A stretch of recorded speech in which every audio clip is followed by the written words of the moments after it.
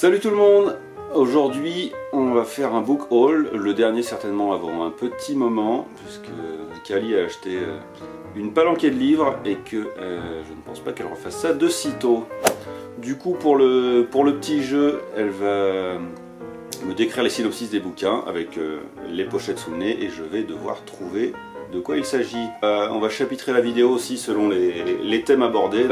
BD manga d'un côté, l'ASF, thriller, young adulte et une petite partie curiosité littéraire. Donc tous les liens seront dans la description pour le chapitrage. Dont je vais te parler. Faut pas que je regarde du coup. C'est la suite de... C'est une réinterprétation et c'est la suite de La ferme des animaux de George Orwell. C'est le château des animaux. Les voici. Ouh là là, c'était dur celui-ci. Hein. Ah là là. C'était très difficile vu les choix que j'avais. Donc en fait, j'ai acheté le tome 1 et le tome 2. Je suis une très grande fan de George Orwell. Sachant que je me suis même pris la gazette en attendant la sortie du tome 3. Et donc ils font des petites gazettes comme ça, on dirait un vrai magazine. Et à l'intérieur, vous allez avoir des extraits du tome 3. Donc je vais pouvoir le découvrir sous peu puisque j'ai fini les deux premiers tomes qui sont excellents. C'est vraiment une très très belle BD. Et je suis contente de voir qu'il y a un chat en personnage principal. Donc une belle réécriture. Je vous la conseille vivement si vous avez beaucoup aimé La ferme des animaux. Après les tomes sortent un petit peu lentement. Là le tome 3 n'est pas encore sorti depuis 2 ans je crois. Donc on croise les doigts hein, quand même. Mais il va sortir le troisième? Oui, c'était prévu. Mais avec la pénurie de papier et tout le délire qu'il y a autour du livre en ce moment, c'est compliqué. Ensuite, c'est un manga d'horreur avec un cochon dessus. Freak Island. Moi ce qui m'a attiré c'est évidemment le porc sur la couverture, ça va être un slasher si j'ai bien compris. C'est ça. Et, ouais, et j'ai vu des avis mitigés, je voulais me faire le mien donc je l'ai acheté. Voilà. Et franchement quand on le feuille 5 secondes et on se rend compte qu'il y a vraiment énormément de sang dans ce, dans ce titre. Et c'est fini comme série ou pas? Bonne question. Pour répondre à la question, c'est une série en 20 tomes qui est en cours. Concernant le synopsis, ça va être 6 membres d'un groupe de fouilles qui va venir sur une île visiter les ruines et ils vont se retrouver nez à nez avec un tueur en série. Donc c'est vraiment un slasher du pur divertissement, je ne doute pas. Ensuite, de la BD de science-fiction rassemblée dans un magazine très connu voilà. Qui s'intitule Métal Hurlant. Voilà, donc ça c'est le numéro 3 qui est sorti pendant l'été. Moi j'en suis au numéro 2 encore, il me reste quelques pages à lire pour finir. Et je vous ferai un retour sur Instagram parce que c'est fantastique. Franchement, si vous aimez la SF et la BD, là vous allez avoir plein d'extraits, plein d'histoires courtes en BD. Donc si vous ne connaissez pas le concept, avec différents artistes, différents auteurs. Donc là c'est avec le thème de Mars, hein, voilà. Ensuite, évidemment, Bon, c'est pas la peine de le décrire. Kentaro Miura. Pourquoi es-tu mort? non mais je ne cessais de répéter que avant que le tome 41 sorte, là il est sorti il y a 2-3 semaines, j'espérais faire une séance de spiritisme pour qu'ils me disent la suite. J'en pouvais plus, moi ça faisait je sais pas combien d'années, 2-3 ans là qu'on attendait le tome 41 et dès que j'ai su qu'il allait y avoir un... On parle de Berserk hein, pour ceux qui ne... Ah oui, Berserk, voilà. Donc le tome 41 en collector.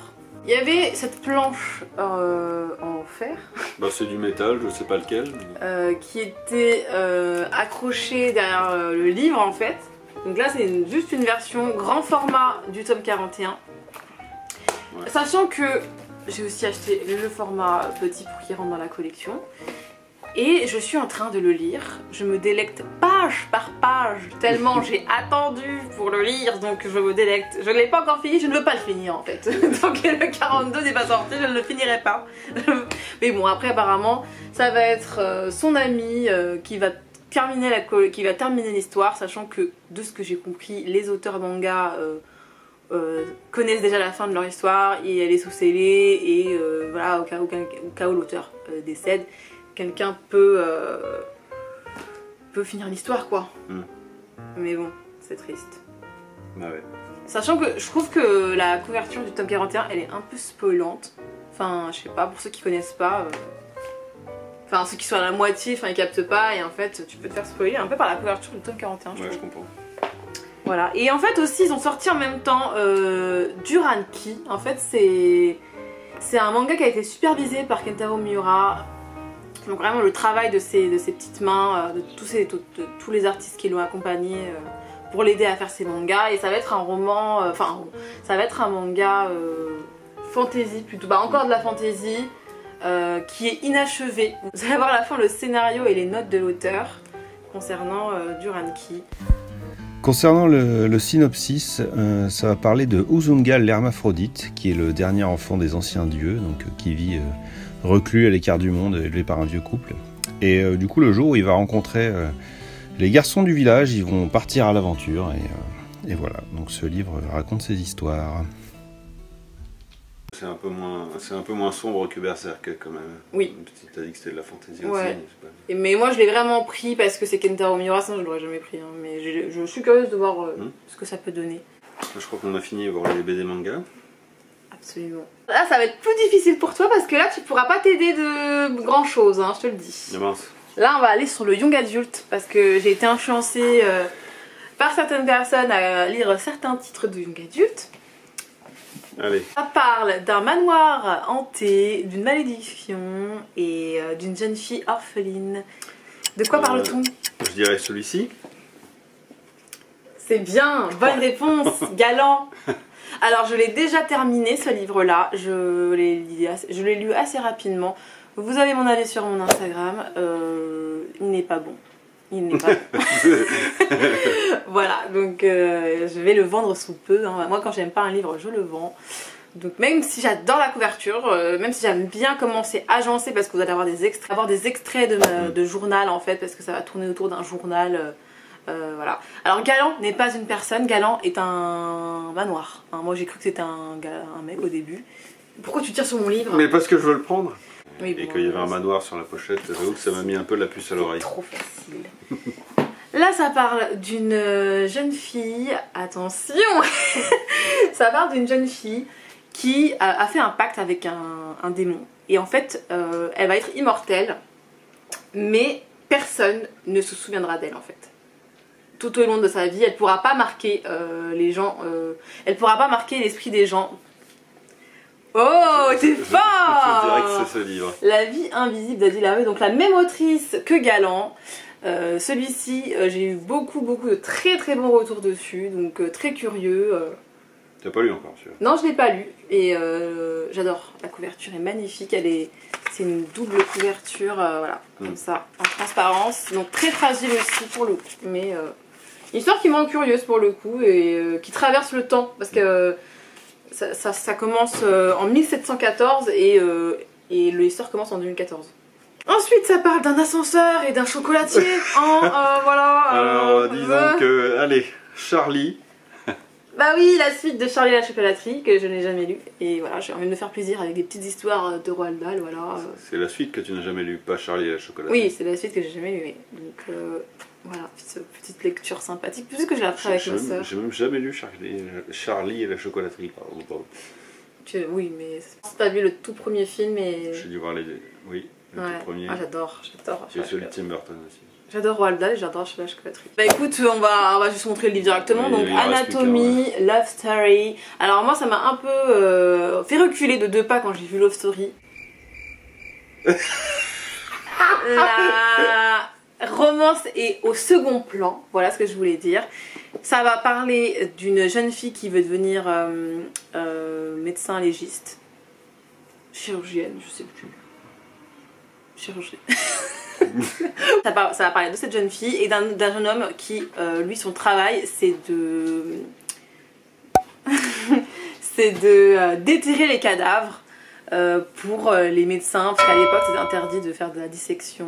Donc lui, son travail, c'est d'aller voler des corps dans les cimetières. Et donc ils vont forcément se rencontrer puisque les deux ont un intérêt. Moi j'aime beaucoup la couverture, je la trouve magnifique. T'as commencé? Oui, mais en fait je vais pas le commencer de suite. Je vais pas le continuer de suite sur le coup. Pour la partie SF, on a trouvé 2 petits bouquins, un peu au hasard sur un petit marché en vacances, qu'on a payé ça 3 francs 6 sous, et c'est très bien. Le premier, c'est Jack Vance, Un monde magique. Alors du coup je connais cet auteur uniquement de réputation, j'en ai jamais lu, donc je suis tombé là-dessus, je me suis dit, bon, vu le prix que ça coûte, 50 centimes le bouquin, je vais le prendre, a priori. Donc grossièrement c'est une espèce de science-fiction dystopique, c'est la fin du monde, la sorcellerie a remplacé la science, donc voilà, c'est des histoires de sorciers, donc je vais découvrir ça et je vous ferai un retour, peut-être. Et le second, Robert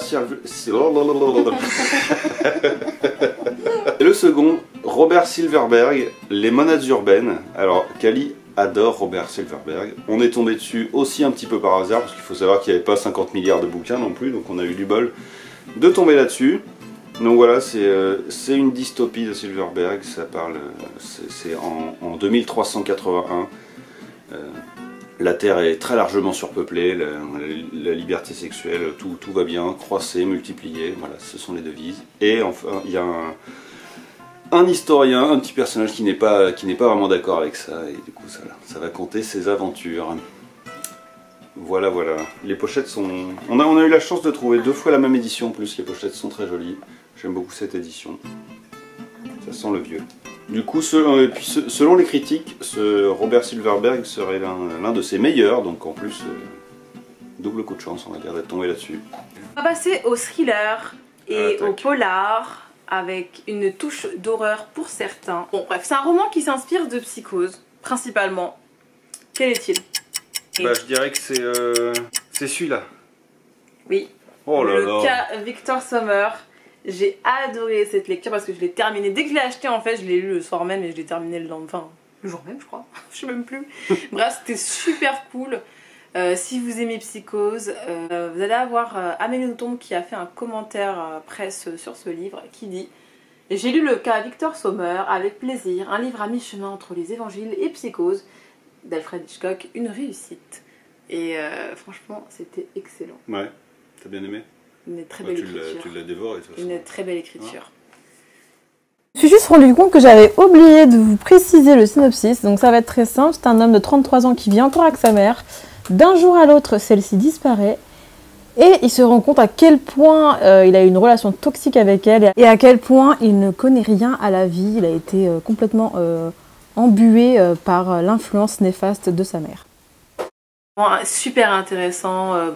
C'est vraiment vous allez avoir des thèmes qui touchent à l'existentialisme, des thèmes philosophiques, etc.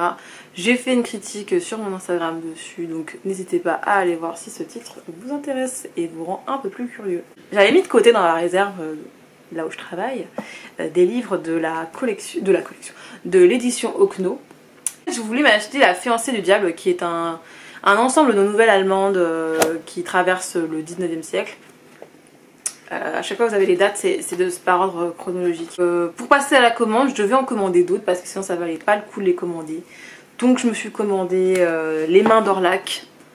Alors c'est un homme qui va avoir un accident et il va perdre ses mains et il va récupérer les mains d'un cadavre, et le cadavre était un meurtrier. Donc bizarrement il va se réveiller avec des mains qui ne contrôlent plus correctement. Enfin, pendant qu'il dort, il se passe des choses et tout, donc très curieux. Voilà. Vous allez avoir, donc je vous l'avais déjà montré, la poupée sanglante que j'avais acheté, donc j'avais acheté celui-ci que j'avais montré lors de mon premier haul. Et là vous allez avoir là-bas de Huysmans. Donc ça va être un roman ésotérique. Suivant. Ensuite, petite interlude avec les mystères de Yoshiwara. Je l'ai réussi à le dire d'un coup. Donc bref, une geisha va disparaître dans un quartier et vous allez avoir une enquête qui va se dérouler. Une enquête mais très légère parce qu'en fait ça va être un prétexte pour découvrir le quartier des plaisirs, tous les habitants, leurs habitudes, leur histoire. En fait ça va être un livre pour apprendre un peu plus sur la ville d'Edo en fait. Trouvaille au même endroit que les 2 livres de SF de tout à l'heure. Donc Le livre sans nom. Je ne connaissais pas. Toi tu connais? Tu m'en as parlé un petit peu? Ça a été écrit par un anonyme. Ça va être un genre de récit qui va ressembler aux aventures de Tarantino en fait. Ça va être très... beaucoup d'action, beaucoup de sang, beaucoup d'humour noir, etc. Donc, et on m'a dit que du bien. Donc quand je l'ai vu, je me suis dit tiens, on va peut-être le prendre pour toi. C'est ça. C'est un speech clairement qui m'a plu. Suivant. Bon là le jeu se rétrécit puisque là tu as un peu triché tout à l'heure quand tu as regardé. Non mais j'ai pas regardé. Bon, bref. Celui-là on l'a déjà présenté. Dans la dernière vidéo qu'on a faite. Le voici. Si vous voulez plus d'informations, n'hésitez pas à regarder la vidéo parce qu'il est magnifique. C'est ça, on va pas s'attarder. Donc Anatomicon. Tac. Là vous allez avoir un titre très curieux. Donc La Mère Lachaise, édité chez Cambourakis. Vous allez avoir une sélection de femmes enterrées au cimetière du Père Lachaise qui ont eu... il y a énormément de personnes connues enterrées dans ce cimetière. Et ce que j'ai adoré, parce que c'est un petit peu le bonus dans ce livre, c'est que vous allez avoir un petit plan pour retrouver les sépultures de ces dames. Regardez, hop. Et vous avez un petit chat, vous le voyez, je sais pas si on le voit. Oui, on le voit. Voilà, donc ça c'est très curieux et je trouve que ça rend encore plus, ça donne encore plus envie d'aller redécouvrir le Père Lachaise parce que nous on l'a déjà visité avec un guide. Pareil, j'ai fait un retour avec des photos sur mon Instagram, sur celui-ci. Alors à chaque fois vous allez avoir un portrait et une petite biographie des femmes enterrées. Vous allez avoir beaucoup de gens que je ne connaissais pas, donc je vais apprendre des choses. Ensuite, un titre qui me faisait de l'œil depuis très longtemps, Les Contes du Chat Noir. Vous allez avoir un ensemble de nouvelles et de textes qui vont tourner autour du cabaret du Chat Noir parisien. Alors ce qui m'a vraiment attiré, ça va être l'humour noir. Alors c'est ce qui est écrit derrière la quatrième de couverture. Humour noir, blague de potage, libertinage, goût de la subversion et fascination pour la mort. Voilà. Je vois un chat, je lis ça derrière, je prends le livre. Voilà. C'est un beau pavé, donc voilà, je pense qu'on peut le lire en plusieurs fois. Les pages sont fines. Les pages sont très fines et les textes très serrés. C'est une belle brique. Vous allez avoir quelques illustrations aussi dans ce livre d'époque, des petites gravures, des petits dessins. Si vous aimez Paris et si vous aimez Paris du 19e, celui-ci pourrait peut-être vous intéresser. Pour finir, en beauté, avec un titre, Catholica. Ouh, le guide de l'art chrétien. Alors comme ça, il fait très kitsch. Vraiment, je comprends tout à fait les gens qui pourraient avoir une aversion pour ce titre. Mais qu'est-ce que c'est beau à l'intérieur. Mais regardez-moi ça. Enfin, les peintures, les gravures, les sculptures, elles ont quelque chose de très sombre au final. Parce que il n'y a pas d'enfer sans paradis, il n'y a pas de paradis sans enfer. Et moi j'aime beaucoup la démonologie et tout ce qui touche à l'enfer, mais je suis très curieuse aussi de tout ce qui touche les tableaux, les vierges à l'enfant, les crucifixions. Voilà, enfin ça va être des super beaux. Tu fais un ticket dans la tronche. C'est mon ticket de réservation. Voilà, donc vous allez avoir des pages forcément qui vont parler de l'enfer et de la damnation. C'est très illustré. Ouais. Oh mais il est abîmé là. Ça c'est une griffe de chat. Oh là là.